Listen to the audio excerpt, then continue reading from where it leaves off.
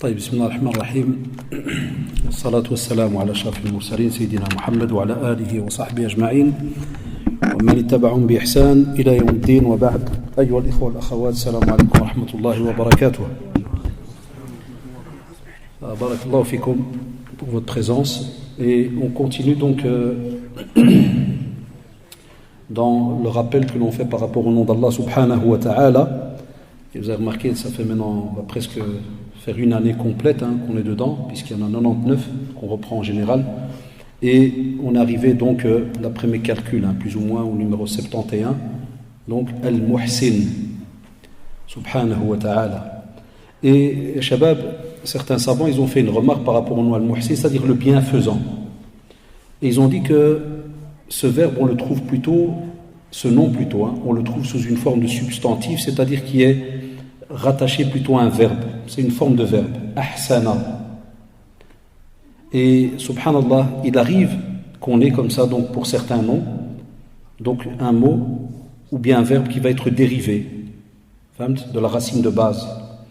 Et c'est pour cela que Allah subhanahu wa ta'ala nous dit dans Surat Al-Qasas, pour les élèves qui prennent un peu note, Surat 28, verset 77, wa ahsin kama ahsana Allahu ilayk. D'accord, donc, kama ahsana Allahu ilayk. C'est-à-dire que sois bon envers les autres comme Allah subhanahu wa ta'ala l'a été envers toi.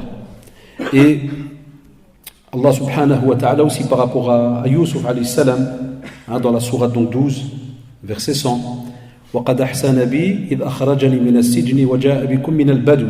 C'est-à-dire qu'Allah subhanahu wa ta'ala, Yusuf alayhi salam, en parlant d'Allah subhanahu wa ta'ala, qu'est-ce qu'il lui a fait, subhanahu wa ta'ala, ce bienfait immense, il lui a dit, il m'a comblé de bienfaits.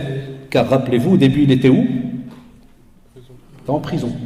Juste avant, il y a eu toute cette machination qu'ont fait ses frères par rapport à la jalousie, comme vous le savez, le hasad, maladie grave, qui peut mener des fois au rejet de l'autre, même à le tuer.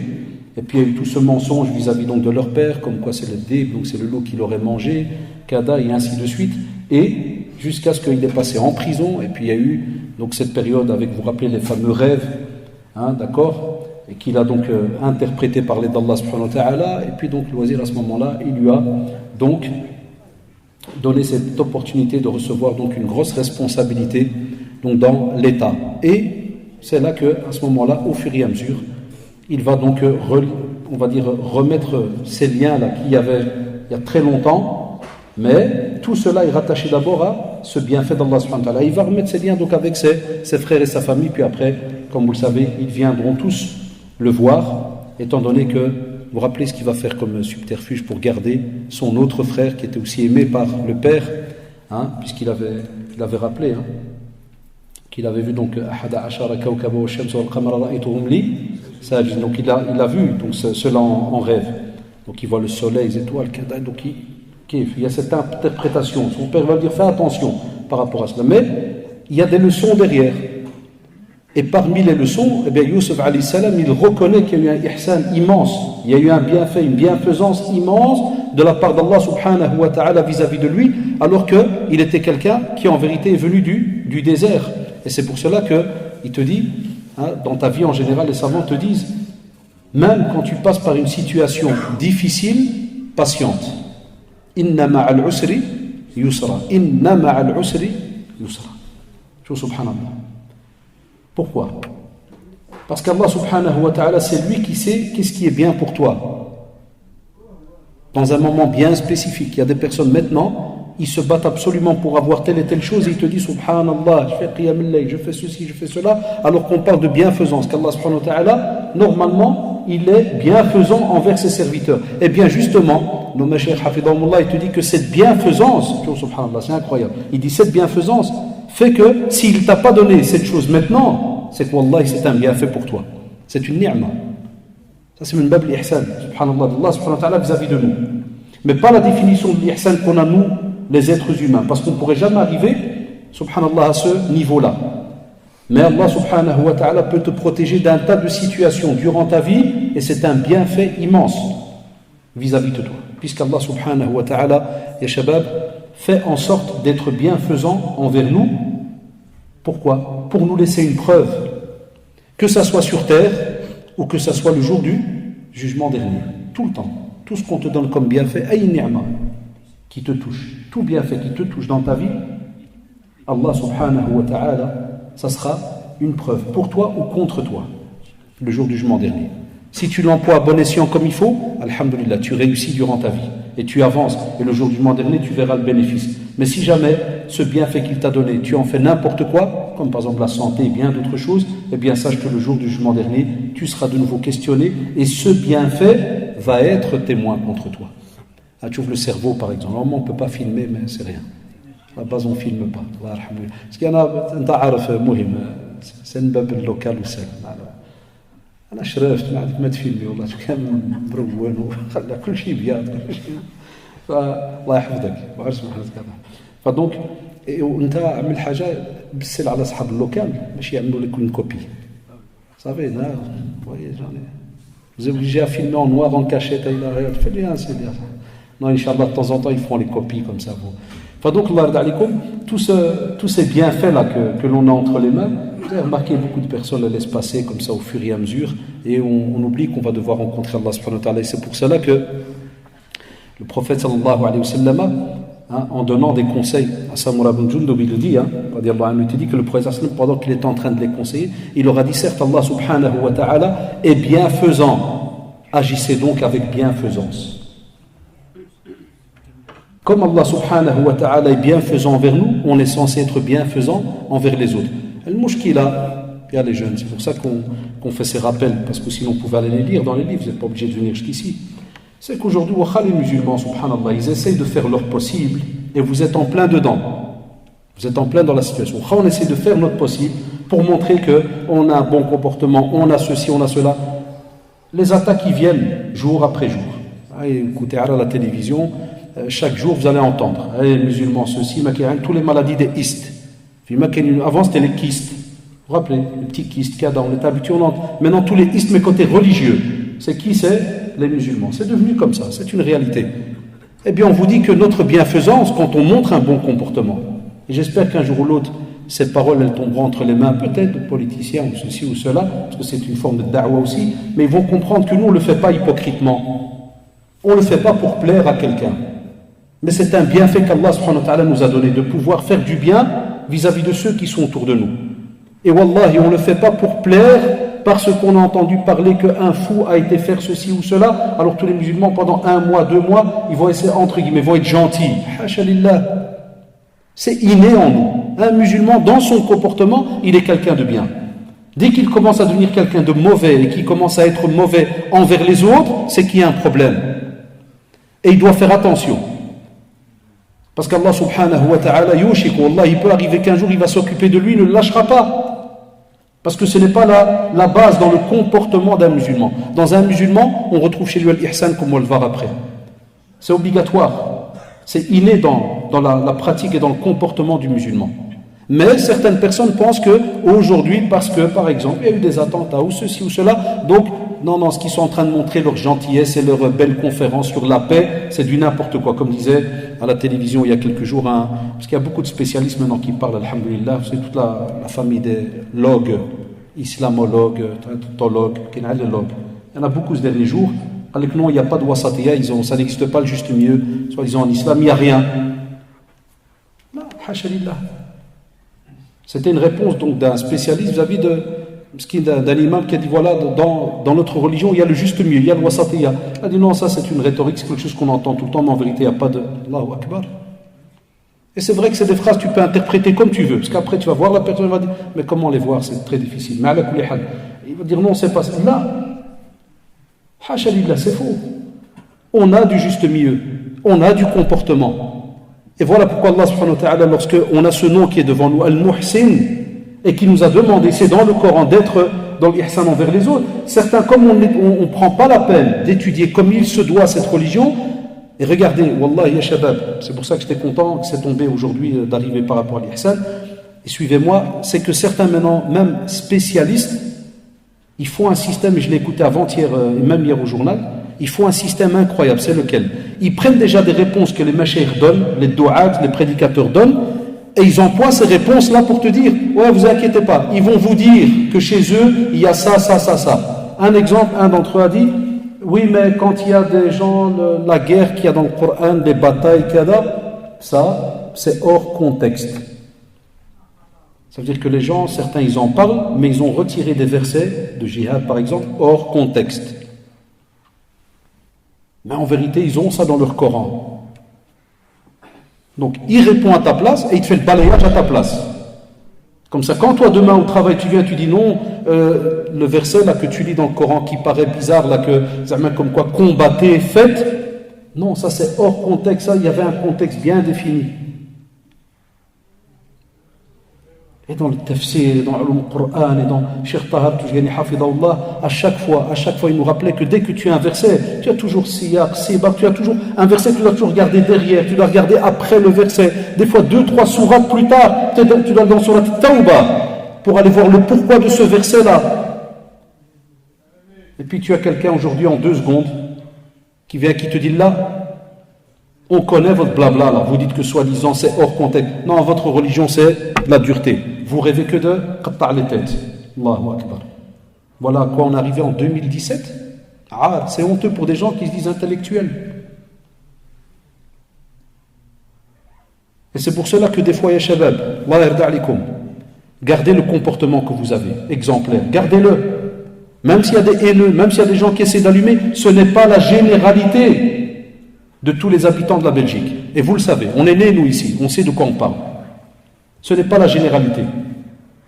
Et on a eu des voisins hyper racistes. Et avec l'ihsan, il y a les jeunes, avec l'ihsan qu'on a eu avec eux, je vous ai déjà raconté un tas de situations, wallah, ils sont devenus des gens qui te défendent.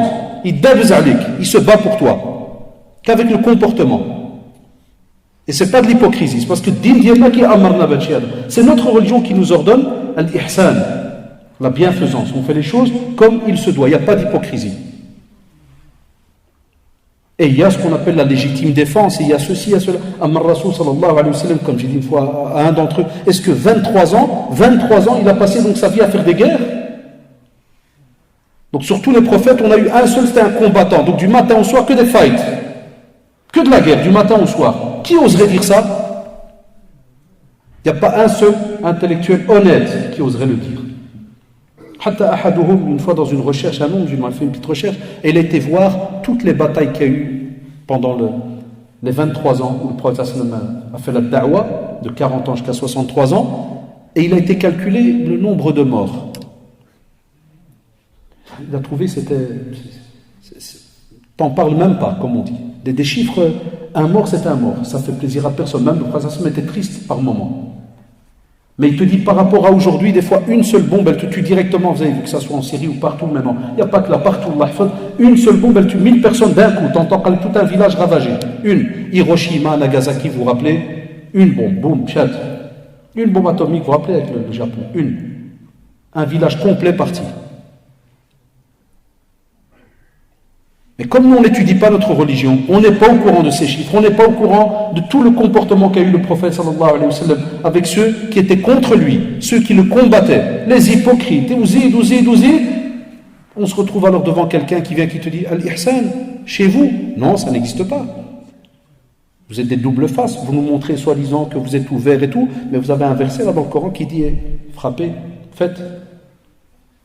Voilà à quoi on est arrivé aujourd'hui en 2017. Mais attention, c'est parce que aussi certains de nos jeunes, hadahumullah, qui croient avoir compris la religion, apportent les outils à ces gens-là par rapport à leur comportement. C'est juste ou pas? Et on le voit dans certains débats, même dans les écoles. Il y a des élèves ici parmi vous sûrement. Même dans les écoles, il y a des jeunes, quand par exemple on entend à la télévision des jeunes qui vont se lever un cours de science pour dire au professeur non, c'est haram d'avoir la science. Et alors, mon Séba, d'où tu viens? Où t'as étudié ça? Où t'as entendu cela? Découvre, écoute. Qui t'a dit que la science est interdite? Qui te l'a dit? Si quelqu'un a envie de te dire, moi je viens de Qurd, psahtou, wallah c'est bien pour lui. Dis-lui félicitations. Ouais, Darwin il a dit, pas de souci, Darwin il a dit, psahtou, tu viens du sein, de l'arbre, et puis t'as. Et toi? Nous on vient d'Adam alayhi salam. C'est un peu différent. Il n'y a pas de qurud, il n'y a rien. Mais enchanté de faire ta connaissance.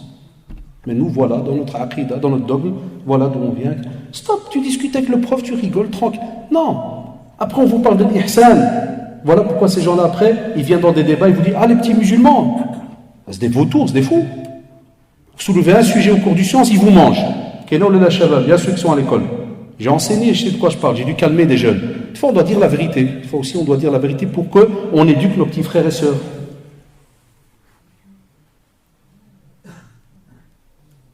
Quand tu as, et ça s'est passé pour du vrai, il y a quelques années, quand tu as un élève, une fille qui va dire à un prof non, je dépose pas la craie. Ça s'est passé, c'est pour du vrai. J'ai déjà demandé à des élèves, ils m'ont dit, si on a déjà vu ça, c'est vrai. Qui dit à un prof, parce qu'il n'est pas musulman, non, dépose la craie, et moi, je prends la craie de la table, je ne la prends pas de ta main.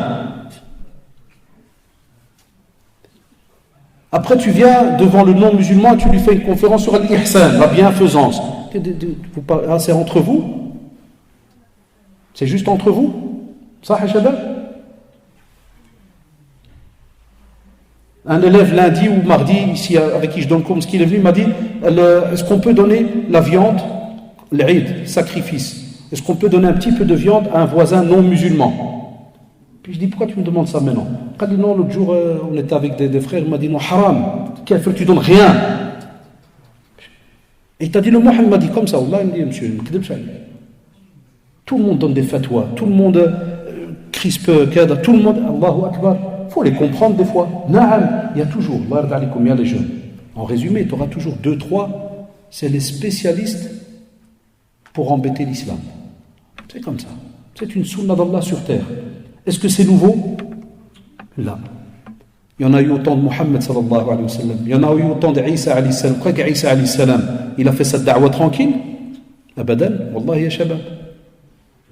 Moussa alayhi salam, vous croyez qu'il a fait sa da'wa tranquillement? Abadan. Ibrahim alayhi salam, est-ce qu'il a fait sa da'wa tranquillement? Il n'y a aucun prophète qui l'a fait tranquillement. Il y en a qui ont été tués et ainsi de suite, et vous connaissez les histoires entre prophètes, messagers et autres. Si on parle effectivement de ihsan, on doit le montrer. Et maintenant, c'est devenu très très important. Maintenant, dans l'éducation de la future génération qui monte, vous savez pourquoi?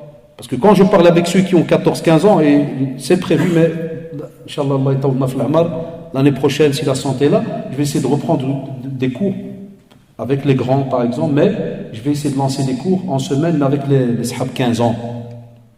Parce qu'ils sortent de l'école arabe à des 15 ans, kada, et puis il n'y a plus de discussion, il n'y a que des fatwas sur Facebook, ou bien quand ils sont entre eux à l'école, à la cour. J'ai envie de lancer toute une année un cours et de les pousser à discuter. Parle, vite ce qu'il y a dans ta tête. Parce que la génération maintenant qui monte, ils entendent tellement de choses, ils sont fâchés à l'intérieur, ils sont en colère, et donc pour eux, à part le groupe, à part le musulman, le reste, il n'y a pas d'ihsan, il n'y a rien. C'est des hypocrites, monsieur. Ils ne nous aiment pas. Le même Jean-Jacques qui est en face de toi, il dit la même chose. Sûrement ceux-là, ils ne nous aiment pas. Voilà ce qu'ils ont mis entre nous, en Belgique. C'est ce qu'il y a maintenant, c'est ce qui existe. Entrez dans les forums, il y a les jeunes, et vous allez voir. Vous allez voir comment, dès qu'il y a un mot sur les musulmans, comment des gens se lâchent. Ça, on n'a pas connu. Nos générations, nous, on n'a pas connu cela. Donc, vous avez une responsabilité sur le dos. Et un musulman qui est sincère, yashabab, wallah, ismihuli le mot, il s'en fout de qu'est-ce qui va se dire à la télé ou pas. La télé n'a jamais été ce qui régit ma vie. Naam, j'écoute, ça peut à la seconde un peu énerver, il n'y a pas de souci. Mais alors, au lieu de rester énervé, non, on apporte quelque chose. C'est pour ça que je dis aux jeunes, faites des activités, montrez dans votre quartier certaines choses, bougez de l'ard alikum, faites des initiatives. C'est ça l'ihsan. Agissez, faites quelque chose. Chacun représente ici un quartier. Faites des activités, mais le qalba, du cœur. Pas parce que soi-disant, ils ont parlé de nous méchamment pendant un mois à la télé, donc on doit montrer ceci et cela. Demain j'ai conférence au centre islamique.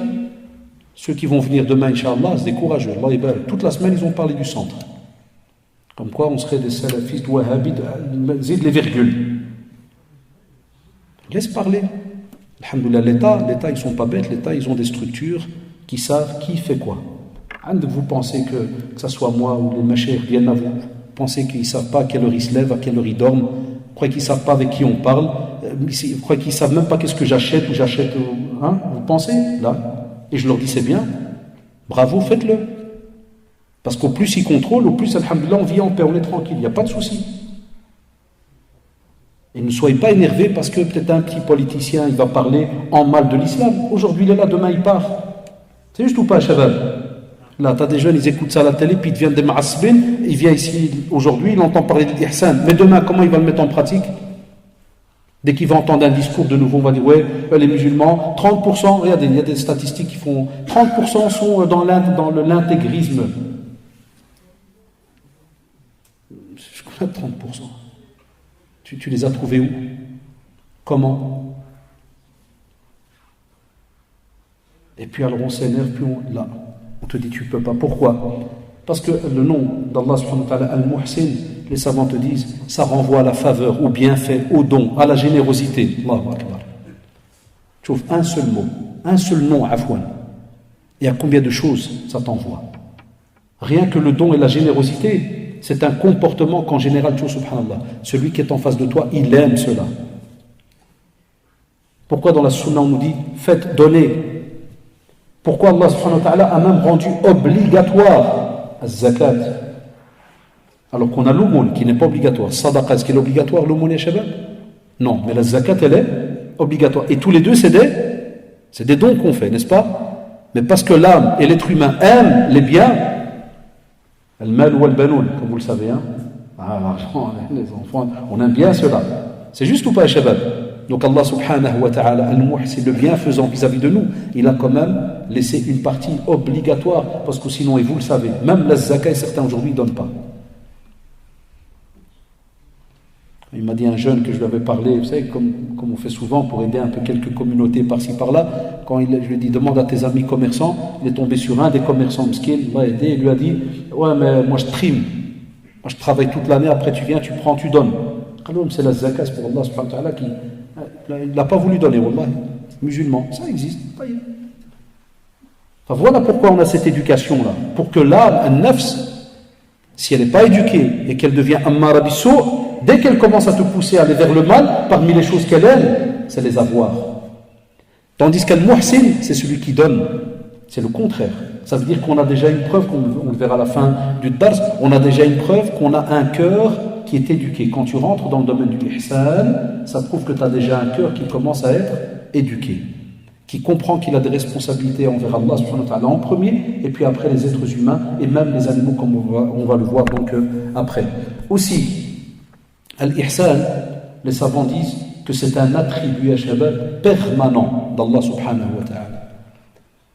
Ça sous-entend qu'Allah subhanahu wa ta'ala, il est al-muhsin tout le temps, sans fin.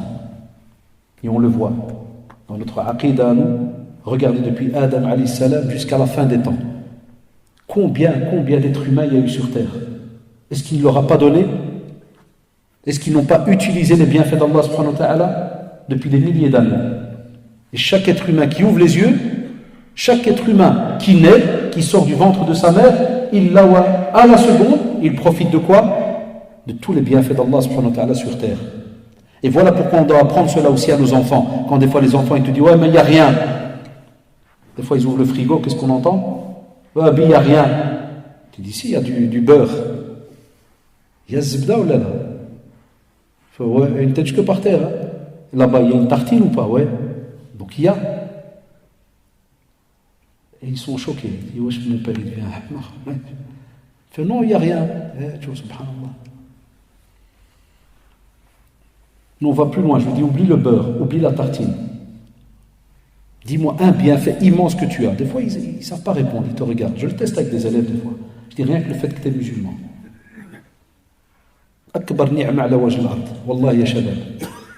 D'ouvrir les yeux musulmans et de fermer les yeux musulmans. Allahu akbar. Allah, ni l'argent va te sauver, ni ta voiture, ni ta richesse, ni... Allah, vas-y, cours. Là, les biens, ça nous aide, alhamdoulilah, à avancer, il n'y a pas de souci. Mais, ta religiosité,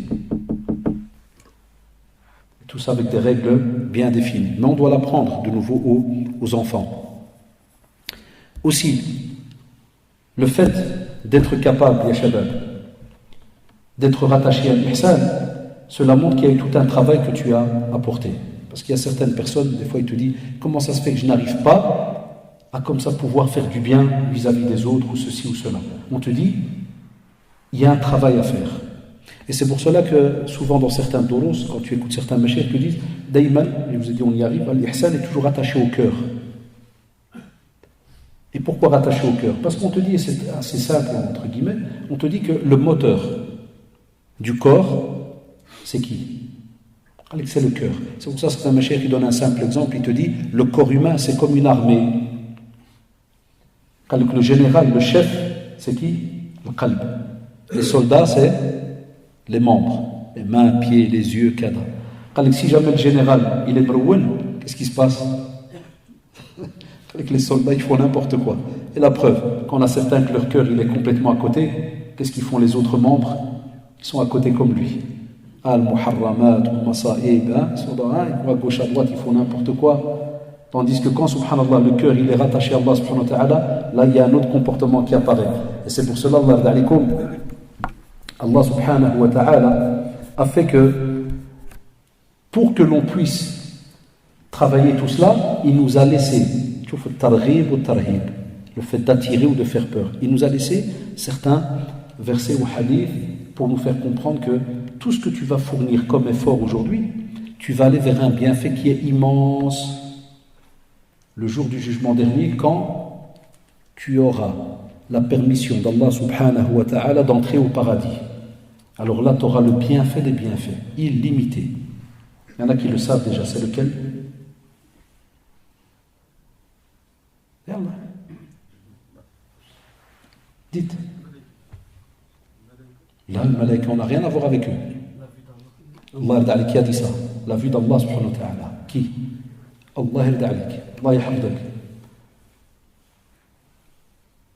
Le paradis, Allah subhanahu wa ta'ala nous a laissé des descriptions et on sait qu'il y aura donc le jugement, kada, les balances et ainsi de suite. Et on fait notre possible, on avance. Mais on te dit, même au paradis, est-ce qu'il y a,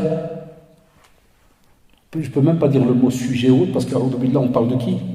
D'Allah subhanahu wa ta'ala. Mais qu'est-ce qu'il y aura mieux que tout cela pour le croyant? C'est le moment où ils pourront voir Allah subhanahu wa ta'ala. Et on a une tradition, donc Suhaib radiallahu anhu, il dit que lorsque les gens du paradis vont rentrer dans le paradis, Allah subhanahu wa ta'ala va leur dire: voulez-vous que je vous rajoute quelque chose?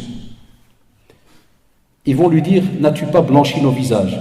Ne nous as-tu pas fait rentrer dans le paradis alors que tu nous as sauvés de Jahannam? Vous savez pourquoi, Shabab?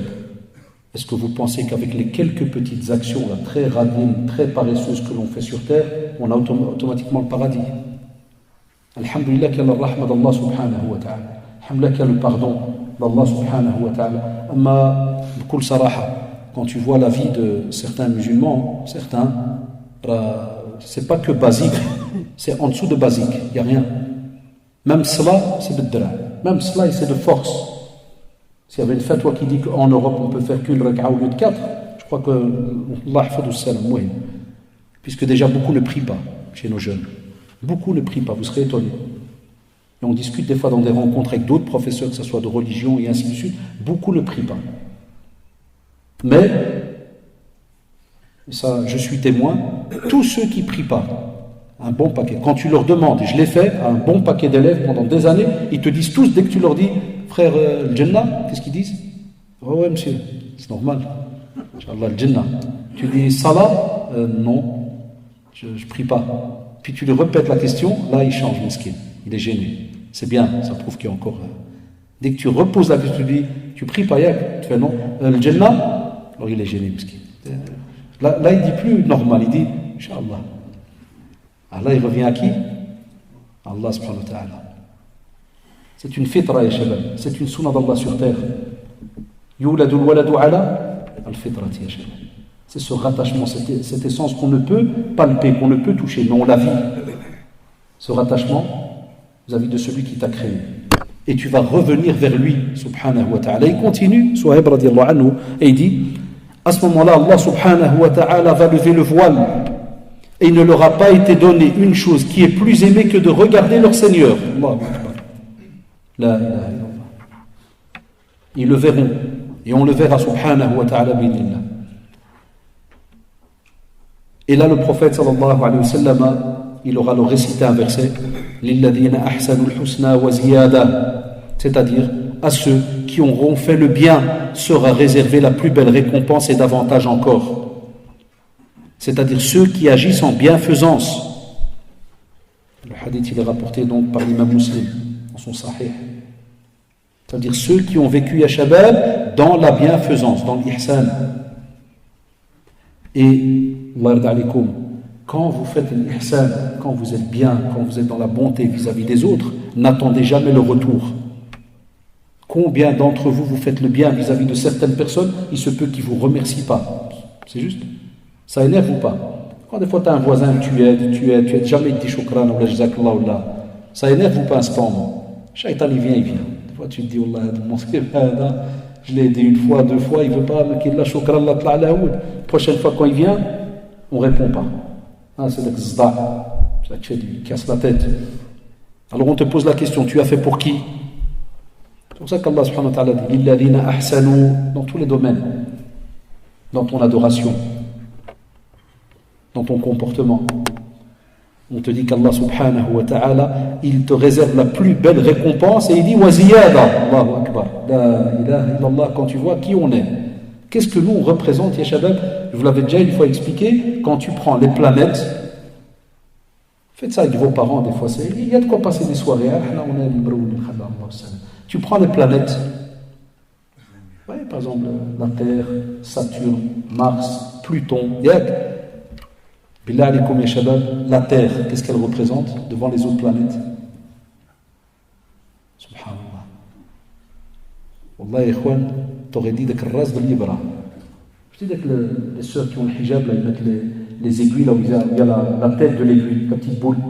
Quand tu vois cette taille-là, Wallah, ya shabab, c'est la taille de la Terre devant toutes les autres planètes. Elle ne représente rien. Et nous qui sommes sur la Terre, ça nous paraît immense. Alors que dans l'univers, al-ard, la Terre, Wallah, il ne représente rien, shabab.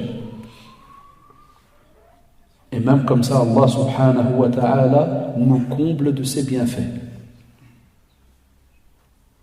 Et il nous laissera le voir une fois qu'on sera au paradis, subhanahu wa ta'ala. Mais on te dit à côté, tu dois travailler. C'est pour ça qu'il a dit Lilladhina ahsanu. C'est comme si c'est une condition, c'est pas donné à n'importe qui. Le Coran te parle. Le Coran, il te parle. C'est pour ça qu'il a été révélé.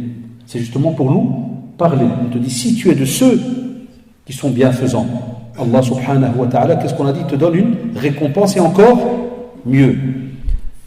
Aussi Allah subhanahu wa ta'ala, il aime. Vous avez entendu, ya shabab? Il aime mahabba.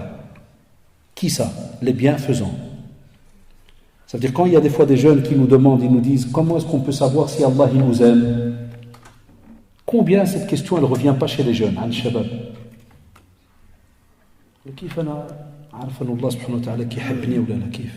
Comment je peux le savoir? Va dans le Coran, on te dit wa ahsinu inna Allah yuhibbu al-muhsinin. Allahu Akbar, le Coran il est limpide. Wa ahsinu, faites.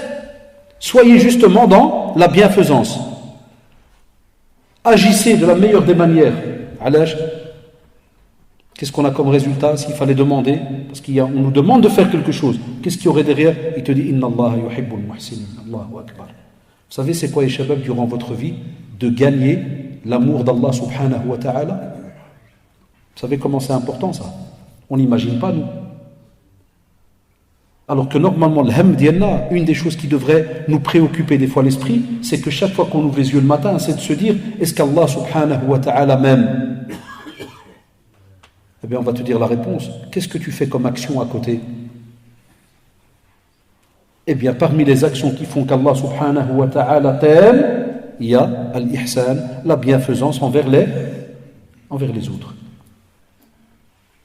On te dit aussi dans le hadith Jibril, vous vous rappelez quand Jibril est venu, dans le hadith il est rapporté par Muslim, est venu sous l'apparence d'un homme, et où Omar ibn Khattab, radiallahu anhu, celui qui rapporte le hadith, il te dit que quand on le voit, on ne voit pas de lui de traces de voyageur. Et ce qui est encore plus étonnant, il dit que les gens qui sont là, il n'y a personne qui le connaît. Enfin, normalement, si tu viens d'un voyage, la poussière, le désert, le Sahara et autres, le sable et tout, donc on le voit, yarhamukallah. Il te dit, mais là, l'insan labs jdid, est nouveau, propre et tout. Mais il n'y a personne qui le connaît. Comment il a fait? Et ils sont restés l'écouter. Parce qu'il s'est assis face au prophète sallallahu alayhi wa sallam. Il a collé donc les genoux, il s'est assis face à lui, il a commencé à poser des questions. Mais ce qui est incroyable, et c'est, tu vois, subhanallah, l'adab, et ça nous on a perdu chez beaucoup de personnes. Tu vois, quand il y a le respect, quand le cheikh il est là, quand par exemple l'imam il est là, quand il y a l'alim ou le savant qui est là, et qui est en train de parler à quelqu'un, est-ce que les autres parlent? C'est tous fait comme ça, yak. Personne ne parle. C'est vrai ou pas? Ne le prenez pas mal, à ce que je vais dire. Si jamais maintenant il y aurait eu des journalistes devant la porte, et qu'il vient, il teste, il fait oui, votre religion c'est l'extrémisme. Vous allez me dire que quelqu'un va dire, les gars, stop, personne ne parle, est-ce qu'il y a un cheikh, est-ce qu'il y a quelqu'un? Ou bien, il y en a un déjà, il va le mettre sur une voiture. Il y en a, il va déjà lui dire, je vais te couper toi et ta caméra. Ou là, il y a... Est-ce qu'on arrive à se taire? Parce que dans ce hadith, il nous laisse des leçons, le prophète sallallahu alayhi wa sallam, qui rabbi sahaba, il les éduque. Et comment on le sait? Parce que quelqu'un pourrait me dire, donne la preuve. Ben c'est que Omar radiallahu anhu, il rapporte, il dit, on a été étonnés parce qu'ils ont remarqué quelque chose de bizarre. C'est quoi? C'est qu'à chaque fois que Jibril alayhi salam, il posait une question au prophète sallallahu alayhi wa sallam, et que le prophète sallallahu alayhi wa sallam, il répond, normalement ça doit s'arrêter là. Sah ou là? Wa qui qulu sadaqt. Bhali qui amlou un examen. Normalement, toi qui aimes le prophète sallallahu alayhi wa sallam, tabarakallah alayk. Qu'est-ce qui se passe après? Tu viens de l'extérieur, on ne te connaît même pas, c'est le prophète sallallahu alayhi wa sallam, et tu lui fais des examens. T'es qui pour lui faire des examens? Et en plus tu lui dis sadaq, c'est-à-dire t'as raison, t'as dit juste. Personne n'a parlé. Omar radiallahu anhu, il dit, on est resté les regarder, chaque fois il pose une question et l'autre, il lui dit, t'as raison, t'as juste. C'est à la fin du hadith que tu vois le prophète sallallahu alayhi wa sallam, et on comprend que Omar radiallahu anhu, à ce moment, il est parti, parce qu'ils ne savent pas c'est qui. Puis le prophète a interpellé Omar radiallahu anhu, il leur a fait comprendre en résumé même aux sahaba, est-ce que vous savez qui était là? Allahu Akbar. Ça prouve, c'est encore une deuxième preuve. Ils lui ont même pas dit à ce moment, Ya Rasulallah, c'est qui celui-là? Est-ce qu'ils l'ont fait? Silence, respect total. Respect total, personne n'a parlé. Le prophète sallallahu alayhi wa sallam, il leur a dit, Hada Jibril atakum yu'allimukum shay'an. Hada Jibril alayhi salam. Il est venu pour vous apprendre votre religion. Enfin, parmi les questions, il arrivait à l'ihsan. Explique-moi, parle-moi de l'ihsan, cette bienfaisance. Et vous connaissez la phrase habituelle. An ta'budallaha ka'annaka tarahu, fa in lam takun tarahu, fa innahu yarak. Allahu Akbar. Tu vois, subhanallah, shabab. Ça veut dire que de nouveau, Allah alaikum, al-ihsan, dans ce chapitre-là, dans le domaine de l'ibada, c'est tout un travail. وحتى العلماء ديالنا جزاهم الله ils disent أن تعبد الله كأنك تراه, c'est la première partie. Ça veut dire que ça sous-entend qu'il y a des personnes qui peuvent arriver dans l'ibadat à un bon degré, un degré bien élevé. Mais comme Allah subhanahu wa ta'ala, il sait que l'être humain des fois il peut être faible, on a différents êtres humains, on n'a pas les mêmes capacités. Il nous a laissé Allahu Akbar, tu vois rahma, la clémence d'Allah subhanahu wa ta'ala, il a laissé la deuxième partie. C'est-à-dire si tu fais ton mais tu ressens pas encore avec la vision d'Allah subhanahu wa ta'ala, pas une vision, c'est-à-dire tu as vu Allah, avec le ressenti, la foi qui augmente, il lui dit alors, sache que lui, subhanahu wa ta'ala, il te voit. Allahu Akbar. Donc ça c'est la bienfaisance vis-à-vis d'Allah subhanahu wa ta'ala dans le domaine de l'adoration. Et pour d'autres contemporains, des fois on te dit voilà, que al-ibada, quand vous entendez donc an ta'budallah, ne pensez pas que c'est tout simplement la prière, c'est tous tes actes d'adoration que tu fais, tout ce que tu fais et que tu sais qui plaît aussi à Allah subhanahu wa ta'ala. Chaque fois que tu le fais de la meilleure des manières, au fur et à mesure de ta vie, tu vas ressentir des choses que normalement, quand tu es encore au début, tu ne vas pas ressentir. C'est pour ça que des fois, ça arrive aux frères et sœurs qui n'ont jamais pratiqué, et puis il revient à la pratique. lundi, mardi, mercredi, puis vient chez toi au cours le samedi, puis te dit « Ah, Oustad, c'est bizarre, moi, ça fait une semaine que je sallais, j'ai même fait 2 jours, j'ai fait Qiyam al-Layl, j'ai même jeûné lundi, j'ai même jeûné le jeudi. » Il a tout fait dans la semaine. Tu dis « J'ai rien senti. » C'est juste une voiture que tu as laissée sans démarrer pendant 1 an. Tu la démarres directement.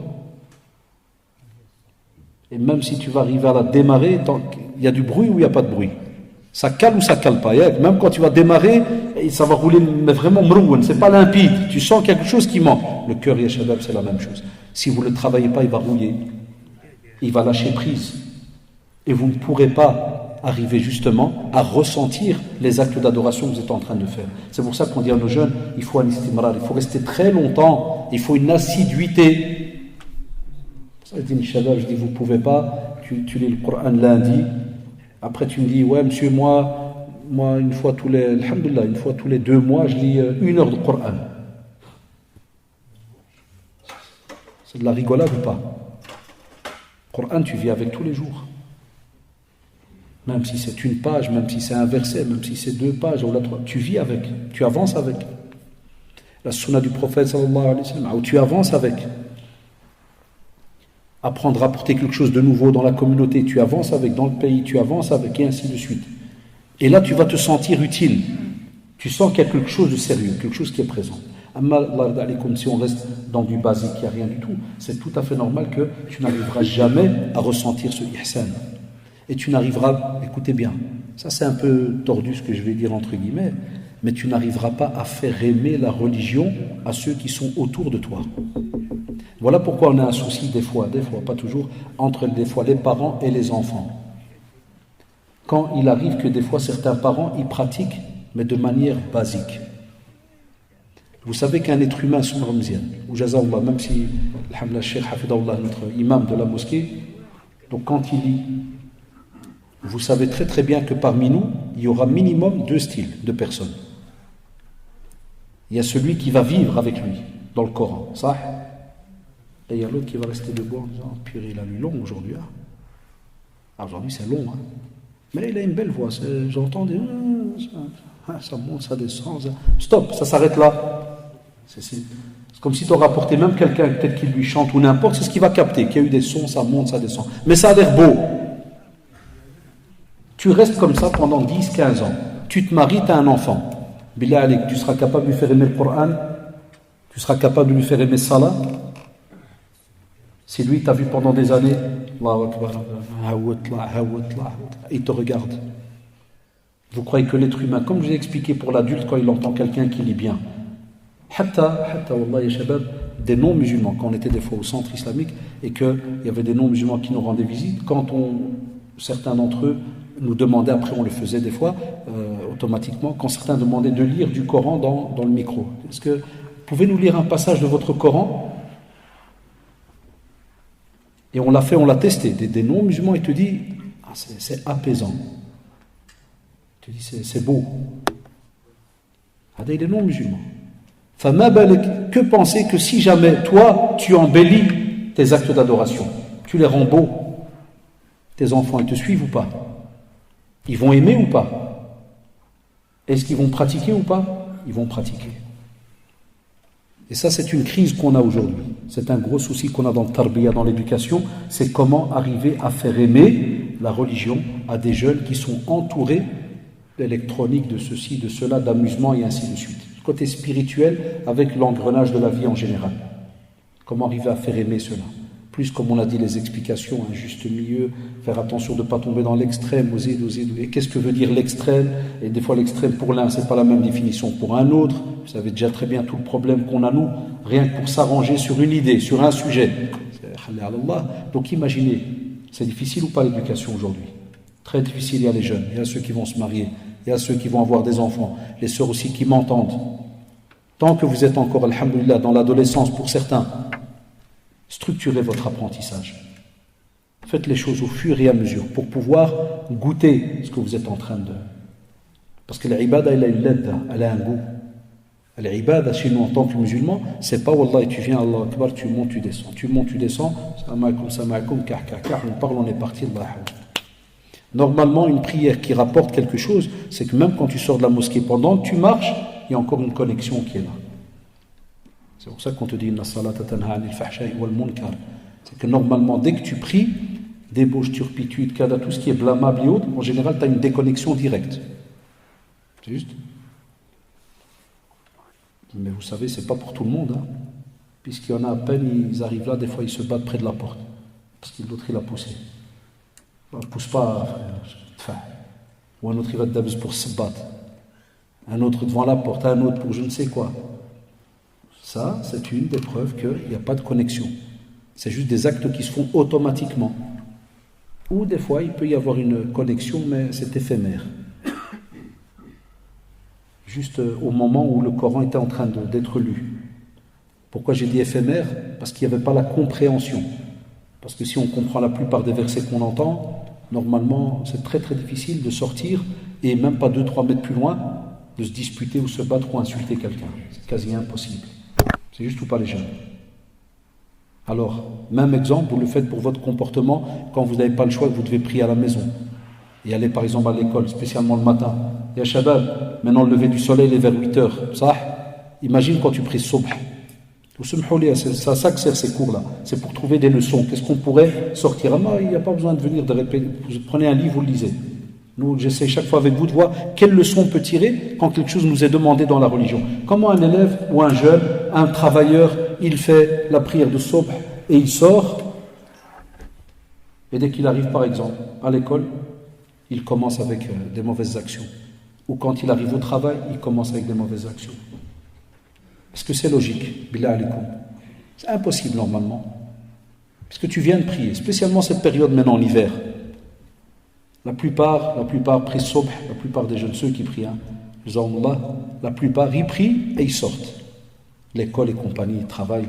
Donc, mais vous êtes témoin, vous voyez déjà, le matin, et vous voyez déjà certaines choses.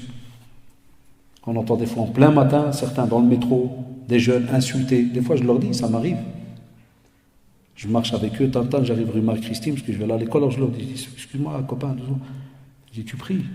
Dès qu'ils voient Barbichette, pour eux, il peut répondre. Sinon, ils m'auraient dit Shorlek. Mais ils voient Barbichette, ils disent, je dis, tu pries en fait? Il me dit, ouais. Je dis, comment tu pries? Tu peux dire, fils, 3 petits points. Monsieur, Allah, c'est sorti. Je dis, Masha'Allah. Je dis, devant ton père, ça sort? Ah non, monsieur. Je dis, subhanallah, t'as une drôle de langue. Elle reconnaît le père, elle reconnaît le drari, elle reconnaît. Devant le père, ça sort pas? Je dis, non, ça sort pas, monsieur. Subhanallah, mais dans le métro, elle sort. Je dis, Agis, tous ceux qui t'ont regardé là, non musulmans, qui sont partis, qui sont guidés, t'as laissé des traces? Positives, négatives? Kif. Et on te parle de l'ihsan. Et on te dit justement, comme on vient de le voir dans le hadith,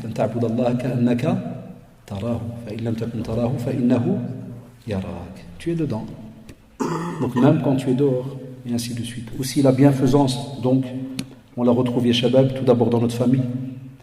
Puisqu'Allah subhanahu wa ta'ala, dans Surat An-Nisa, la Surat 4, qu'est-ce qu'il nous dit? وَاعْبُدُوا اللَّهَ وَلَا تُشْرِكُوا بِهِ شَيْئًا وَبِالْوَالِدَيْنِ إِحْسَانًا. Allahu Akbar. Et ça, je crois que vous m'avez déjà entendu, et vous avez entendu d'autres professeurs dans beaucoup de conférences, c'est parmi les versets qui nous font peur, d'une certaine manière. Au contraire, pourquoi j'ai dit d'une certaine manière? Vous savez pourquoi? Ça dépend de ton comportement avec tes parents. Parce qu'Allah subhanahu wa ta'ala, il nous dit justement وَاعْبُدُوا اللَّهَ وَلَا تُشْرِكُوا بِهِ شَيْئًا. Donc ça, c'est le summum de l'adoration, monothéisme pur. Et juste après, qu'est-ce qu'il te dit? Waouh! Ce waouh fait peur. Et les actions continuent à se suivre. C'est comme si on te dit, comme tu adores Allah subhanahu wa ta'ala, kada kada, sache que, aussi, obligatoirement, qu'est-ce qu'il doit y avoir? Al-ihsan envers tes parents. Bir al-walidayn, c'est tout ça, tous ces bons comportements qu'on est censé avoir avec les parents. Et puis on continue, subhanallah, il te dit, envers vos pères, mères, donc envers les proches, les orphelins. Il te cite même, subhanallah, après, donc les orphelins, les voisins, que ce soit le voisin proche ou le voisin éloigné. Alors, on pourrait faire de nouveau tout un dars, mais on en a déjà fait, alhamdoulilah, allez les réécouter. comportement qu'on est censé. Allahu Akbar. Parce que dès que les waouh, tous les waouh qu'il y a là. Waouh. Alors juste au début, il te dit wa'budullaha. Donc ça veut dire quoi, Yeshabal? Si Allah subhanahu wa ta'ala, retenez-le ce verset, hein, c'est la sourate 4, le verset 36, sourate Nisa. Ya Shabab, si on est censé avoir l'ihsan, la bienfaisance, envers donc justement comme on a dit, les voisins, donc d'abord la famille. Et dans cette famille, c'est qui? C'est d'abord les parents. Alors on te dit, Allah ta'alik, imaginez, hein, les parents, et puis on te dit les voisins, les orphelins, les proches. Ça résume la situation du musulman en vérité durant sa vie. Est-ce qu'il fait du mal aux autres? Est-ce qu'il va exploser les autres? Est-ce qu'il va leur faire du mal? Toutes ces questions, voilà, on est arrivé aujourd'hui à devoir chaque fois, vous comprenez ce que j'ai dit au début de notre rappel, on doit chaque fois devoir s'excuser. Vous voyez pourquoi c'est devenu même très, je trouve ça très malsain, c'est même honteux des fois, c'est gênant quand des fois, par exemple, il arrive que certains, pas tous, certains non-musulmans attendent de nous qu'on doit chaque fois, ceux qui ne font pas de mal, qui sont dans l'ihsan, dans chaque fois on s'excuse parce que nous les musulmans on est normalement des gentils. Notre religion elle nous dit on doit être gentil. Ah, mais ton copain il a fait le... Voilà, ben je m'excuse pour mon copain.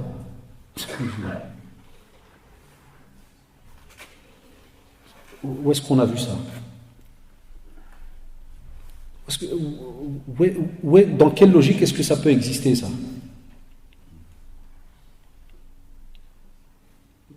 Tout être humain normal va te dire non. Une communauté, elle a des bases, et ces bases, ya shabab, c'est pas un double discours, c'est dans notre Coran, c'est présent, c'est là. Mais il y a des personnes qui n'acceptent pas ce discours. Et ils partent plutôt dans la dureté, dans la haine, dans le rejet, et ainsi de suite. Est-ce que alors, à cause de ces personnes-là, ceux qui me savent font tout leur possible durant leur vie pour montrer qu'ils sont bien, doivent alors payer pour les autres? Ou doivent s'excuser tous les 5 minutes pour les autres? Ça, c'est la situation dans laquelle on est maintenant. Et des fois, je dis à certains jeunes, et alhamdoulilah, maintenant vous avez des smartphones, hein, vous pouvez faire copier-coller. Tu peux aller donc dans un programme de Coran, tu copies-coller le verset, tu mets dans tes notes. Quand quelqu'un te parle et te dit oui mais, tu dis écoutez, je n'ai pas un double discours. Ce Coran c'est le même dans le monde entier. Voilà, sourate 4, verset 4. Regardez. On est censé montrer le bon exemple. Point barre. Je préfère ça parce que là au moins je donne une leçon. Je lui fais un peu de tafsir, je lui explique un peu l'aqidah qu'on a, ceci, cela. Voilà, c'est la réalité. Voilà comment on fonctionne. On n'a pas le contraire, les shabab. Et c'est pour cela, on a aussi d'autres, comme vous le savez, d'autres rappels par rapport au maintien des liens de famille. Ça rentre aussi dans l'ihsan. Spécialement, rappelez-vous quand le compagnon a expliqué au prophète sallallahu alayhi wa sallam qu'il a des membres de la famille, il va, il leur rend visite. Il fait tout son possible. Mais eux, qu'est-ce qu'ils font? Le contraire, ils font rien avec lui. Est-ce que vous pensez que le prophète sallallahu alayhi wa sallam lui a dit, eh bien le fait qu'il ne vient pas chez toi et qu'il ne te remette pas la même chose, donc tu coupes avec eux? Qu'est-ce qu'il lui a dit? Au contraire, il a dit, si c'est vrai ce que tu dis là, c'est comme ça. Continue à aller chez eux. Allahu Akbar. C'est dur, hein? Facile ou pas? Difficile, salah. Là, c'est difficile. Que tu vas peut-être rendre visite. Là, c'est un exemple. Hein. Tu vas rendre visite à un oncle. Et tu t'assis, puis il te regarde chaque fois de travers, puis il te rabaisse, puis il t'envoie des pics, ou de Belgique, au Canada, pas de taille, pas de verre d'eau, rien. Après 10 minutes, tu te fais, j'en d'abord. Tout que Allah. Va te kill gaz. Genre, dégage, on va faire un tour. Et t'imagines, tu irais chez un cheikh pour lui dire, voilà mon oncle, voilà ce qu'il me fait, ça. C'est quoi la réponse du prophète sallallahu alayhi wa sallam? Retourne chez Ammek. Et la réponse au fait entre nous ici, la réponse de Bachar, c'est quoi? Pourquoi vous rigolez? La réponse de Bachar, si tu vas aller peut-être chez un autre Ammek, mais du côté de ta mère, tu vas lui dire, il y a Ammé parce que Ammek du côté de ta mère, on dit Khalik, tu vas un Khalik, tu lui dis, Ammé, j'ai été chez lui, il m'a regardé de travers, je connais que l'ouaj.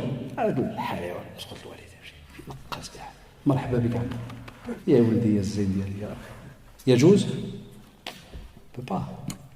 Tu vois l'ihsan. Ça veut dire l'ihsan, ya shabab, tu dois essayer de te mettre au-dessus de ce comportement. Mais au même moment, wallah, ya shabab, voilà pourquoi c'est dur. Voilà pourquoi mais tu dois continuer à aimer et à compatir avec cette personne. C'est comme si on te dit, essaye dans ta tête de te dire, miskin hada ammi, ou la matalan sdiqi, un ami, ou la kada. En vérité, je l'aime, je lui veux du bien. Et je ne voudrais pas qu'il reste dans cette situation-là. Donc je vais continuer à aller le voir. Allahu Akbar, quelle belle religion. Elle garde l'unité des croyants. Ce n'est pas une religion que dès qu'il y a un comportement bizarre de l'autre, waqaf, ça c'est nous, ça c'est l'humain. Ahmad-Din, la religion non. L'humain, oui. Dès qu'il y a un comportement bizarre d'un proche, qu'est-ce qu'on fait? Waqaf. Même les jeunes qui se marient, ils ont un gros souci. Par exemple, la belle-sœur, elle va venir, c'est la sœur de ta femme. Et peut-être que cette belle-sœur, parce qu'il a fait al-hadra bzaf, elle parle trop. Le mari, il est dans une autre pièce et il l'entend. Au lieu que le mari va dire par exemple à sa femme, tu vois ta sœur, sbar ma'aha, patiente avec elle, fais-lui une nasiha, parle-lui de temps en temps sur l'importance de la langue, parle-lui kada, fais-lui écouter peut-être un petit dars, parce qu'on a tous été télé là avec internet maintenant, ça ou là, fais-lui vite un petit dars, fais-lui kada, nous pas, nous c'est ta sœur, tu vois ta sœur, c'est fini, hein? Tu dis qu'avec sa mère, hein? Et qu'elle ne vient plus, hein? Je ne veux pas la voir. Adadin. Et combien de familles maintenant se sont éclatées à cause d'un mot qui est très très important, l'ihsan. Et l'ihsan, il demande, les shabab, de la patience vis-à-vis des enfants, dans l'éducation. Comme disait Ahad Mashaykh, encore aujourd'hui, nous on parle de l'ihsan, mais on entend encore aujourd'hui qu'il y a des personnes dans l'éducation. Wallahi, quand un enfant il fait une erreur, c'est comme s'il tape un hayawan. Et encore, même le hayawan, tu ne peux pas le taper de cette manière-là. Tu ne peux pas. Comme disait Ahmed Meshir dernièrement, je l'avais traduit un dars à Al-Khalil, c'était le khutbah al-Jumu'ah, je crois vendredi passé, et subhanallah, il a dit encore aujourd'hui, on entend des plaintes dans des services sociaux, que dès qu'un enfant, par exemple, il a fait un problème, qu'est-ce qu'il fait? Il l'enferme dans une pièce, comme un chat. Il dit, Wallah, tu sors jusqu'à ce soir, tu peux sortir juste pour la toilette. Et le mec là, t'es puni, mange pas. Le hayawan, il a mal après.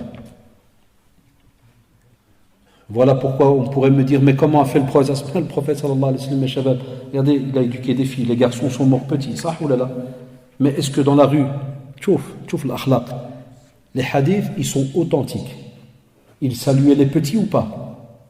Allahu Akbar, Rasulullah sallallahu alayhi wa sallam. Il voit des petits, il les salue. Même les petits, quand ils le voyaient, qu'est-ce qu'ils faisaient? Ils couraient vers lui.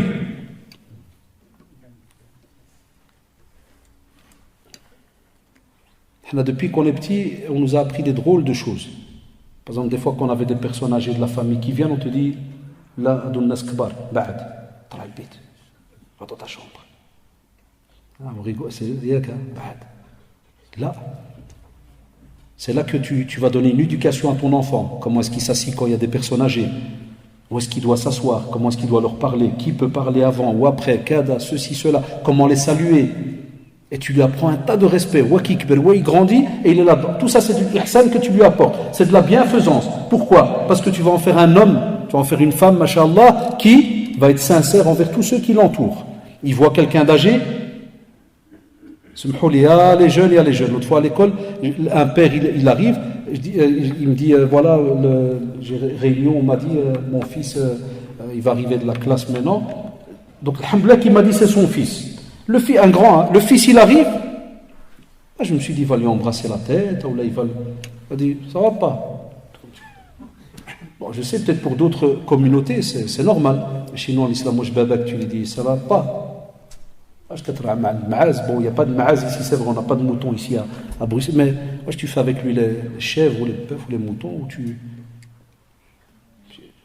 C'est qui? Une fois, j'ai testé avec un élève, je lui ai dit embrasse la tête de ton père. Oh, monsieur, il dit je dis hein? Allah, je dis embrasse la tête de ton père. Babak. Je vous pose la question ici, comment vous saluez votre père et votre mère? On se met al-ajaib. Je ne peux pas mentir. Il y en a même de loin, ils rentrent dans le salon, puis de loin. Vous vous rappelez, je vous ai expliqué ça. Il y a un rappeur à la maison là. Ils font des soirées ensemble. Ah, ça va bien, à l'aise. Sa mère, c'est Amma, ouais. Il y a quoi à manger? Allahu Akbar. Viens, embrasse-lui la tête, prends-la dans tes bras. Ça, c'est l'ihsan de nouveau. Pour arriver à ce comportement, qu'est-ce qu'on a dit? Il faut alors que les parents, ils aient enseigné cela et ils aient montré cela envers leurs enfants quand ils étaient petits. Faqidu shay, là, c'est impossible. Celui-là qui n'a pas reçu quelque chose, il ne pourra pas la donner. Donc toi, dans l'éducation que tu as maintenant, tu dois changer. Donc vous voyez, l'ihsan, ya shabab, pour y arriver, ce n'est pas facile. Donc dans ton éducation, ya shabab, vous sentez qu'il y a des petits caractères où vous êtes un peu trop dur, vous êtes directement, Allah, vous casser vis-à-vis des autres, vous êtes cadre, change. Pourquoi? Parce que le jour où tu vas te marier, tu ne peux pas rester avec ce comportement-là. Le jour où tu vas avoir des enfants, tu ne peux pas garder ce comportement-là. Le jour où tu vas vivre avec d'autres personnes, parce que quand on ne travaille pas qu'avec des musulmans. Le musulman, il vit avec le monde entier. Ah, où tu devras montrer l'ihsan, tu devras expliquer, montrer dans la pratique. Wallahi, on explique dans la pratique, sans parler. Que le collègue il soit musulman, non musulman. C'est dommage qu'aujourd'hui on doit commencer à rappeler aux gens de ouais, tu dois faire l'ihsan, même s'il est non musulman. C'est pas un bachar, c'est pas un être humain. On a dit aussi à Abu Hurayra radiyallahu anhu, ya shabab. Vous vous rappelez le hadith de cet homme? Il y a plusieurs versions, mais on a donc le hadith de cet homme, et c'est rapporté par le Bukhari et Muslim. Vous vous rappelez, en résumé, il était sur son chemin, et puis subhanallah, il a eu une soif, il a trouvé un puits, il est descendu, il a pris donc sa sandale, il a mis, il a d'abord lui bu, puis après il remonte, au moment où il remonte, il voit qu'il y a un chien qui a soif et qu'il le regarde. Enfin, dans la version d'Abu Hurayra, il se dit, ce chien, subhanallah, il a soif, et apparemment, autant que moi je souffrais quand moi j'avais soif, et que j'ai trouvé, alhamdoulilah, ce puits. Et vous connaissez la suite, il est redescendu, et il a monté donc dans sa sandale un peu d'eau, le chien a bu, et comme a dit le prophète sallallahu alayhi wa sallam, Allah subhanahu wa ta'ala a loué l'acte qu'il a fait, et il lui a même pardonné ses péchés. Ah. Et Abu Hurayra radiyallahu anhu, il va plus loin, il dit que les compagnons ont demandé, ils ont dit, Ya Rasulallah, est-ce qu'on a un salaire pour nos bonnes actions, même envers les animaux? Il dit, on a un ajr vis-à-vis d'un animal. Et le prophète sallallahu alayhi wa sallam a dit, pour toute créature vivante, il y a un salaire. À qui leur fait du bien? Tu fais du bien vis-à-vis de l'hayawan, Allah subhanahu wa ta'ala te donne l'ajr. Alors, ya shabab, il va qu'à faire du bien vis-à-vis d'un hayawan, fama balik vis-à-vis d'un être humain. Et là, vous comprendrez de nouveau que on ne vient pas expliquer l'islam à la télévision en 2 secondes. On ne parle pas de l'islam dans un journal en 3 minutes 30, avec un pseudo-kada ou spécial ou man'arafchini et ainsi de suite. Même si je sais que ça énerve certains quand je leur dis ça, ça les énerve. Alors, moi j'ai un diplôme, j'ai fait islamologie. On va logie jusqu'à la fin de ta vie. Il y a des machères, ils ont étudié toute leur vie, ils sont morts à 80 ans et encore ils te disent je suis un toilib, je suis un petit élève. Que nous on n'a même pas encore ce degré-là, wallahi. Et aujourd'hui, on a des spécialistes de l'islam en 3 minutes 30. 2.0, direct. Ils te donnent la définition de tout l'islam. Ah, ça c'est nos textes. Et vous fatiguez pas, hein, très gentil et tout. Tu dis voilà, on a des textes. Bukhari et Muslim, il te dit voilà, l'animal, et tu l'aides. Et la preuve, on a l'inverse. Le hadith qui cite avec la femme qui a adab, ça peut être aussi, mais même ça de nouveau, tu vas encore avoir un qui a la haine, qui va venir te dire ah, c'est bizarre. Le hadith qui a eu des hasanat, c'était un homme. Et les hadiths où le reçoit, c'est une femme. Donc chez vous, la femme, c'est tout le temps le côté. Non, c'est une version aussi d'une femme. C'est juste ou pas? Qui a aussi causé, alhamdoulilah, qui a fait plutôt du bien et qu'Allah subhanahu wa ta'ala lui a pardonné vis-à-vis aussi d'un animal. Ici, c'est pour, regardez là, subhanallah, il y a les jeunes, mais ça, Inch'Allah, ça viendra. Notre religion, on n'a rien à cacher. Les textes sont là. Et celui qui est honnête, il te dit tellement, les musulmans, ils parlent sincèrement de qu'est-ce qu'ils ont vu comme action. Dans une situation, il y a une femme qui a fait ceci et cela. Et le prophète m'a dit, d'après cela, il y a eu kada et kada. Et dans une autre situation, il y a eu un homme qui a fait cela. Et le prophète m'a dit, il y a eu ceci et cela. On ne va pas chercher derrière pour dire, ah tiens, et regardez ceci et là, abadan. Parce que dans l'autre, voilà, on a une personne, ça aurait pu être même un homme qui a fait. Donc dans l'autre hadith, tu as la fameuse femme qui a pris un chat, elle l'a attaché. Elle ne l'a pas laissé, donc ni boire, ni manger, même pas avec les petites insectes qu'il y a par terre, rien, jusqu'à ce que le chat ait est mort. C'est pour ça qu'il a dit sallallahu alayhi wa sallam, et Allah subhanahu wa ta'ala fait que Yawm al-Qiyamah, elle recevra un châtiment par rapport à cela. Ça peut être aussi un homme. Ça peut être un jeune homme, quelqu'un de baligh qui est responsable devant Allah subhanahu wa ta'ala. C'est juste ou pas les jeunes? Donc ça c'est, Allah rada'alikum, pour vous montrer jusqu'où va donc ce ihsan. Aussi, Allah rada'alikum, le niveau de l'ihsan, comment est-ce qu'on peut atteindre? Premièrement, vous pouvez mettre la purification de l'âme. Allez réécouter de nouveau toutes les conférences, tous les rappels par rapport à nafs, cette âme. Et vous rappelez, je ne vais pas vous donner de nouveau tout un dar sur l'âme, je l'avais déjà fait, mais qui se rappelle, on avait dit, il y avait 3 sortes d'âmes qui sont citées dans le Coran. Qui se rappelle les shabab? Al-nafs. On a al-ammara bis-su', et puis on a, il a dit ici, tu as dit, al-mutma'inna et al-lawwama, Allah yarda alayk. Al-ammara bis-su', qu'est-ce qu'elle fait, shabab? Qui se rappelle? Même cité dans Surat Yusuf alayhi salam. Qu'est-ce qu'elle fait l'Ammara? L'Ammara bis-su', il y a les jeunes, c'est celle qui n'est pas éduquée. Matrabbaj. Aucune connexion ni avec Allah subhanahu wa ta'ala, le Coran, Sunnah, rien. Makin walou. Que la vie, elle court. Il te dit celle-là, si elle n'est pas structurée, si elle n'est pas éduquée, qu'est-ce qu'elle fait? Elle pousse vers le mal. Ou bien, quand on dit le mal, des fois, ça peut être d'autres formes.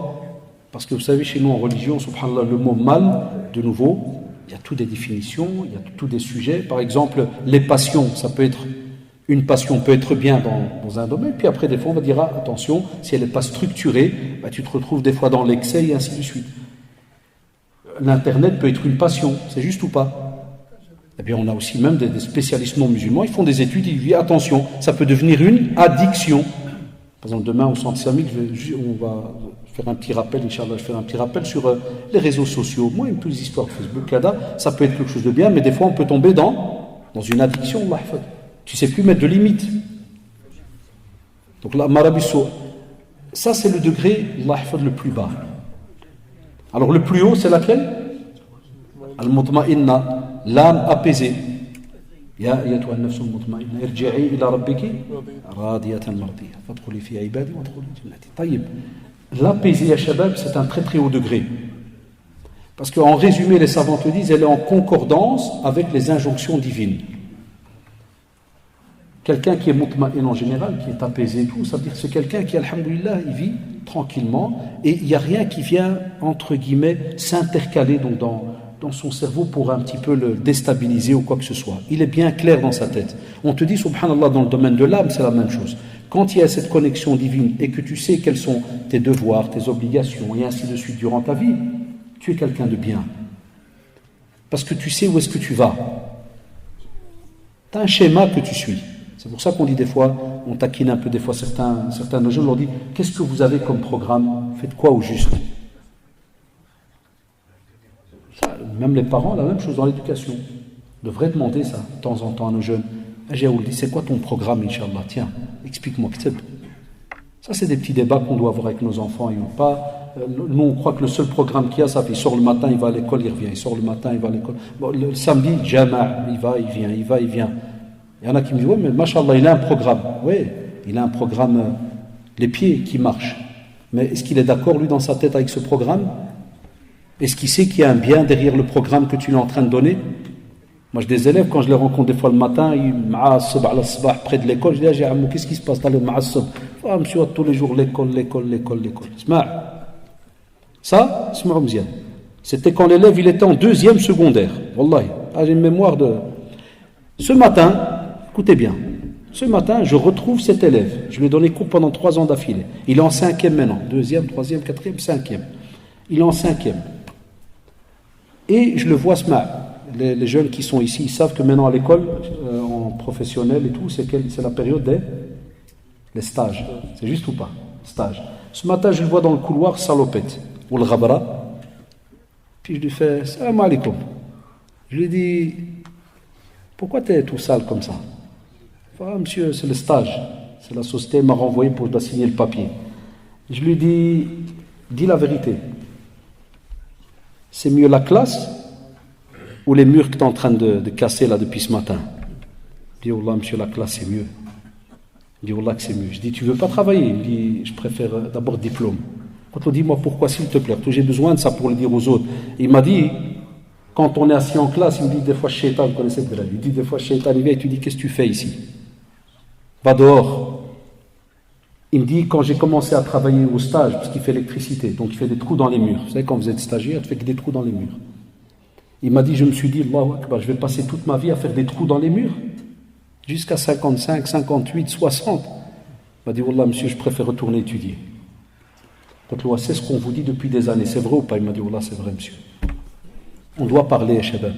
Même avec les enfants, il va à l'école, même s'il est encore en primaire, secondaire, il faut lui rappeler l'ibada, comme quoi il est en train d'étudier, c'est une ibada aussi. Il plaît à Allah subhanahu wa ta'ala parce qu'il va apporter quelque chose pour l'islam, pour la communauté, pour le reste du monde, gars. Et pas le laisser dans le vide. À quelle heure est l'adhan? 50 52. Allah barik fik. Ils ont dit aussi, le Mashaykh hafidahumullah, al-ihsan peut être atteint d'après ta relation avec le Coran ou la Sunna. Pourquoi? Le Coran, vous le savez, méditation. C'est pour cela que le Mashaykh hafidahumullah, souvent, quand ils donnent cours dans Ulum Coran, à ce moment, ils arrivent à un sujet, en français, ils traduisent cela souvent par ce qu'on appelle une lecture contemplative. C'est quoi une lecture contemplative, il y a les jeunes?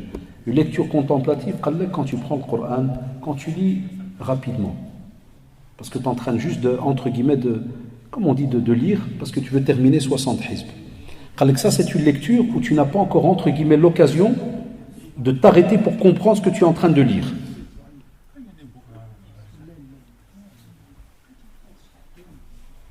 Ça ou là? Tu n'es pas en train de réfléchir à ce que tu es en train de lire. Ils ont dit la meilleure lecture, c'est laquelle? Quand il dit meilleure, vous avez compris, c'est où il y a de la production, il y a quelque chose. Il te dit, tu as fait une page, reviens au premier verset. Et alhamdoulilah, vous avez le français à côté. C'est juste ou pas? Et il te dit, essaye juste, ne fais pas le mufassir, comment pas faire le cheikh là. Mais vois juste en français, qu'est-ce que ça donne? Si tu t'habitues depuis que tu es jeune à le faire, te dis chaque fois que tu vas repasser par cette sourate, chaque fois que tu vas entendre un cheikh la lire, wallahi, ton cœur et tes oreilles s'habituent à la seconde. Et tu reçois comme un signe. Tu dis, à la seconde, je connais cette sourate. Je connais ce verset. Je sais de quoi il parle. Un exemple, il se peut qu'il y en a ici qui ne parlent pas, et c'est ça le but de notre doros, il y en a qui ne parlent pas ici l'arabe. Mais j'ai répété le mot nafs plusieurs fois. C'est juste ou pas? Qu'est-ce qu'on a dit? Ça veut dire quoi en français? L'âme. Tu entends Cheikh, il vient, il dit, ya ayyatuha nafsu. Shabab, tu vas comprendre qu'il parle de l'âme ou pas? Non, on ne te l'aurait pas dit, tu aurais compris qu'il parle de l'âme? Non. Et tu peux rester derrière lui pendant 10 ans. Et tu ne vas rien capter. Donc ils ont dit lecture du Coran, mais avec une méditation. C'est ce qui nous manque. Aujourd'hui. C'est de comprendre qu'est-ce qu'on est en train de lire. Ils ont dit aussi dans la sunna, c'est quoi? Tu vois, subhanallah, là, on parle de sunna, et je dis souvent aux élèves, des fois quand je donne le cours de fiqh, des élèves quand j'arrive et je leur dis, Adi Shabab, Hadi sunna, dans la prière par exemple. C'est une sunna. Tout le temps ça marche. Tu as des élèves qui te font, ah donc c'est pas obligé. Je dis, Ya Ammi, toi quand tu pries, tu veux plaire à qui? Allah subhanahu wa ta'ala. Si on t'a dit que le prophète sallallahu alayhi wa sallam, il aimait faire cet acte-là, alors, tu aimes le prophète ou pas? Que je l'aime. Et un des signes, le mahabba qu'on a vis-à-vis du prophète sallallahu alayhi wa sallam, c'est quoi? C'est le mutaba'a justement, c'est de le suivre dans ses actions. Donc tu fais ton possible. Est-ce que tu n'es pas fier à ce moment-là que quand tu pries, certains de nos machères, quand on était jeunes, nous disaient ça, et tu dis quand tu aimes la sunna, un des résultats, c'est qu'au moment où tu pries, subhanallah, il te dit que quand par exemple tu vas mettre ta main, automatiquement tu dis Allahu Akbar. Kana sallallahu alayhi wa sallam yada'u yadahu al-yumna ala yadahu al-yusra fi as-salah. C'est comme si tu vas te retrouver à te dire, c'est ce que faisait le prophète sallallahu alayhi wa sallam. Tu termines ta prière, tu fais kada, ceci, cela. Tu te dis Allahu Akbar, c'est parce que le prophète sallallahu alayhi wa sallam faisait ça, et ainsi de suite. Mais si tu ne le fais pas, tu ne t'entraînes pas à cela. Et c'est le rôle aussi des parents, et les jeunes. Si vous n'apprenez pas maintenant à vous rattacher à certains petits actes d'adoration, comment est-ce que vous allez les transmettre à vos enfants? Donc ils vont diminuer. Et c'est pour cela que Kul Saraha, même si des fois à la télévision, ils ont peur, ils ont peur de jeunes, mais c'est en vérité un petit groupe de jeunes. Les 700 000 ou Ziyada, il y a peut-être 1 million de musulmans. En Belgique, je parle. Alors, machallah, ils vivent leur religiosité à leur aise et ils avancent. Mais qu'on soit honnête, combien, chez beaucoup de jeunes, la sunna, qu'est-ce qui reste de la sunna dans la pratique? Combien? Et on le voit quand on donne cours. Beaucoup ne sont pas au courant de tel sujet. Tu dis, ça c'est le professeur Hassan, il faisait ça. Naam, c'est le rôle des parents. Ils sont censés l'enseigner aux enfants. Leur faire aimer l'acte. Leur expliquer l'acte. Là, ce qui est beau din diana, c'est que quand on te dit fais ça, parce que Rasul sallallahu alayhi wa sallam, il l'a fait, il a demandé, parce que si tu ne le fais pas, il peut y avoir ceci ou cela. Si tu le fais, il y a quelque chose derrière. Regardez combien les jeunes. Aussi, il te dit, l'effort continue. C'est là le problème en vérité. Les 2-3 choses que j'ai citées, c'est beau à dire. Mais Wallah, s'il n'y a pas un effort, badl al-juhd. Il n'y a pas le choix. Fournir un effort, il n'y a pas le choix. Et je vous donne un exemple, les shabab. Vous voyez quand on vient faire un dars, tu vois, subhanallah, on vient donner un dars. Wallahi, la bashar, shaytan an Allah. Donc je travaille en journée, toute la journée, je travaille au bureau à l'école. Dès que je sors du bureau, shaytan an Allah, il me dit, t'es pas fatigué? Tu peux appeler les frères, tu dis, aujourd'hui j'annule. Alhamdulillah, demain t'as un dars, c'est tout, c'est assez. Annule.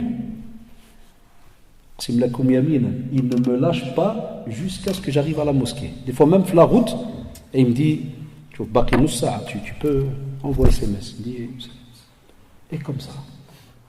Vous avez la même chose dans le domaine de l'ibada. Aujourd'hui tu vas lire le Coran, demain tu vas revenir, Wallah, shaitan Allah, il va venir, il va te dire quoi? Pense un peu à toi, chouilich. Faut pas exagérer. Hier tu as lu. Fais un jour sur 2. Après tu vas rater le deuxième jour, il va dire, c'est rien, tu as quand même fait avant-hier. Jeudi, Inch'Allah.